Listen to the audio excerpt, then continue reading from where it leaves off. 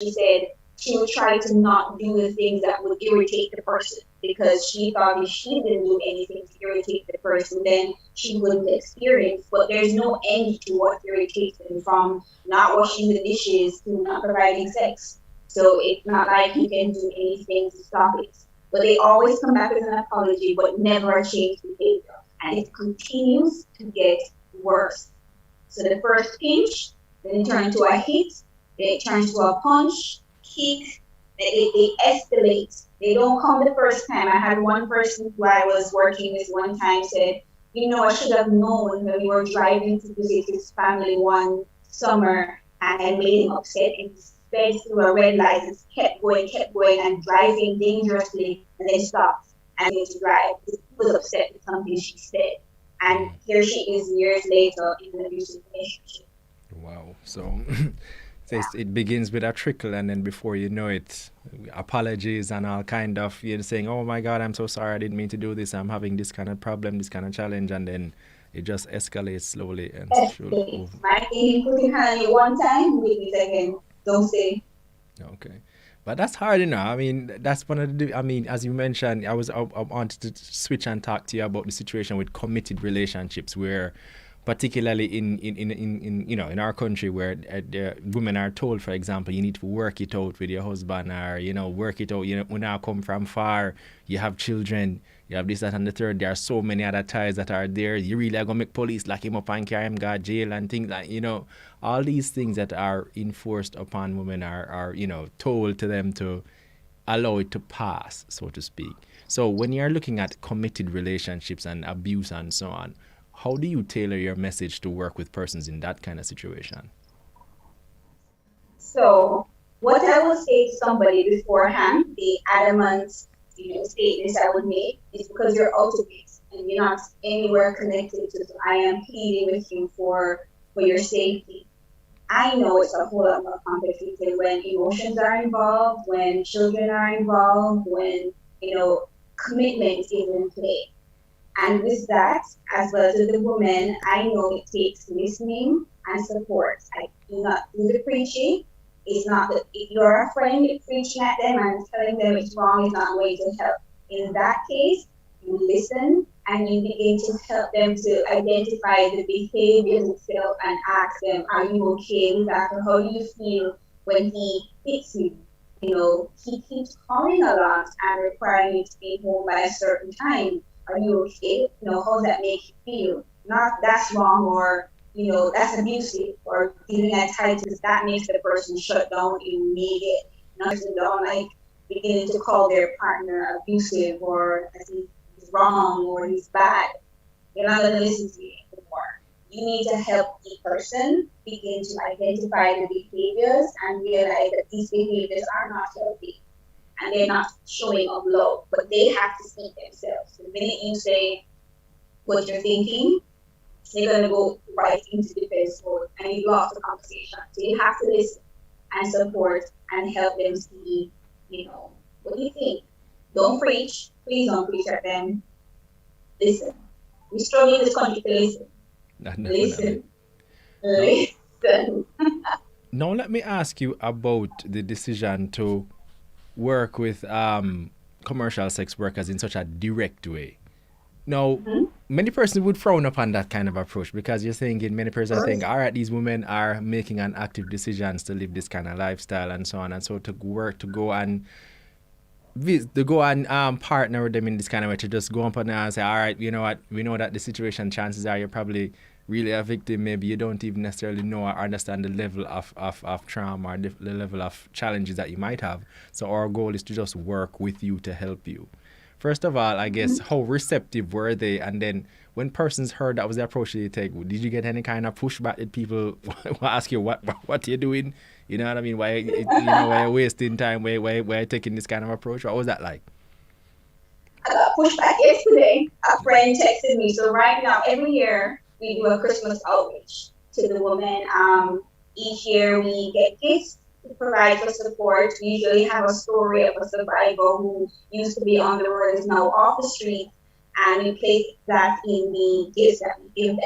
Well, this year, with all they've been experiencing, we are shifting it to give out grocery vouchers that we're purchasing for them to be able to have the dignity to buy their children what they want for Christmas or what they might need. They have been having a challenging time. And I bring this up because just yesterday I got a text saying, is there any way you could put on the flyer what your goal is? Because persons are asking why you even helping them. Mm. And I smiled to myself because I guess now being in the third or fourth year, you kind of get used to the question. Mm-hmm. Um, my question would be, why not? You know, why not help them? If you are in a situation where you are having to sleep with strangers week after week to be able to pay your bills, what kind of choice do you think they have made to be there? Mm. There is no child I know, no little girl I know when she's born, we give her prostitute Barbie. We Right. don't. Nobody That's true. comes from their mommy's belly and go, when I grow up, I want to be a commercial sex worker. Mm-hmm. Mm-hmm. Things have happened in their life that have put them in a place where they think this is the only thing I can do. No. Why not for that person? So let me ask you this: what was the reception like from the commercial sex workers themselves in terms Welcome. of, you know, because Welcome. I can imagine they'd probably feel appreciated. They appreciate the fact that somebody's actually looking out for them because, many of them feel like society looks down upon them and doesn't care about them in any real way apart Mm-hmm. from their quote unquote clients who might Yeah. turn out to be abusers as well. So I guess what are some of the revelations or the different lessons that you've learned in working with members of that group, commercial sex workers and so on? What have you learned? What have you taken away and what have you been able to utilize going forward? Many things. I want to start first with the fact that as a Christian, and I'm a part of the church community, we've been told that we're very judgmental. Mm-hmm. I know that. And some of the women have said to us that as one of the few religious organizations that come down there, because others do, we're the only one that doesn't beat them with the Bible, that doesn't assume that they've never heard about anything church, because some of them will tell me they grew up in church, just not there anymore because of where their life has been. Some Mm-hmm. are probably some are still going on a Sunday to church. And so it was revelatory for me that me going without any agenda but to listen and to care and to provide support and even hoping that they might see Jesus from what I do, but it's not that I'm beating them with, I'm not judging them, I'm not beating them with the Bible, I'm here to listen. That is something that was very revelatory for me because they said other groups come and they ignore them and they run them away. So that was very important for me to realize. Two, I mentioned it before, every single person I have worked with so far has a history of violence, whether gang rape or parental, some relative raped them or something of that nature.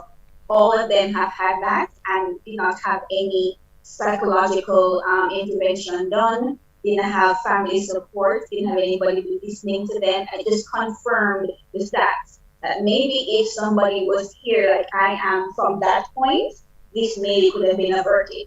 Maybe, I don't know. Then the next thing that was very interesting is that um, once you engage and listen and become close to them, they don't forget you. So we haven't been out on the road for the most of the year, except for during the summertime we did a grocery drive. And we went out this Friday, and one of the ladies, the first day that saw me, gave me the biggest bear hug. That's not COVID safe, I know, I'm just saying. But she just grabbed me and hugged me, and I haven't been here for a year. And I remember going out there, Vaughn, and thinking, they must think we're frauds. We haven't come out here for a year. They must think we're terrible. They're gonna run us.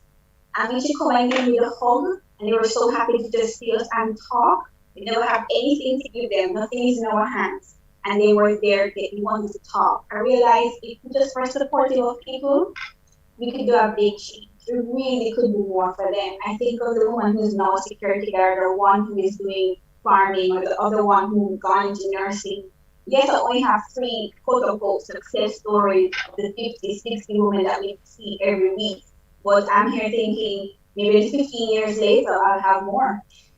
No, as you mentioned that, three success stories, which I think is fantastic because when you're talking about the journey that is providing support and helping somebody to overcome trauma and psychological turmoil and challenges, that kind of thing, trees are holy. Pat yourself on the back, give yourself a big break. Trees are holy.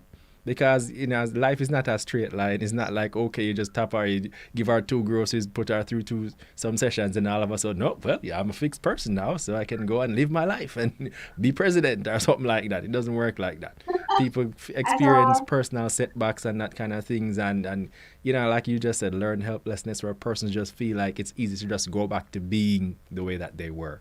Mm-hmm. No, I guess to switch Mm-hmm. tack in terms of the women who haven't necessarily been your success stories, what would you say are some of the biggest challenges? I guess so that we can loop in support on a wider scale. Perhaps somebody who's hearing Mm-hmm. this now within the hearing of our voices that you can appeal to say, okay, if I had this, I would probably be able to help that one, or if I had that, or if I knew more about that. What are some of the things that what would assist you in helping maybe some of those other persons who you have not yet manage to help them achieve, that kind of breakthrough that they want. Okay. So one of the biggest things that I think women need are persons who can provide therapy, counseling, and coaching.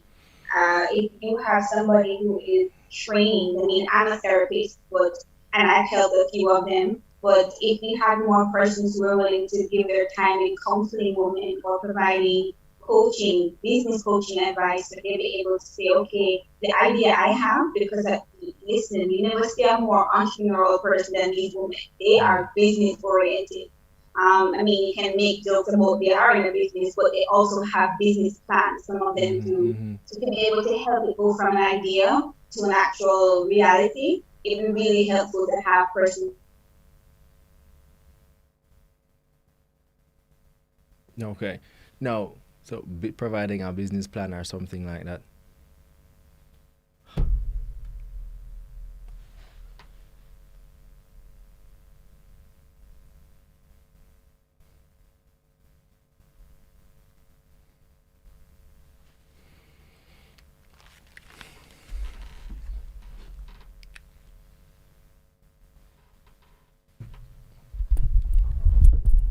Oh God, what a day! Let me go fix that right now.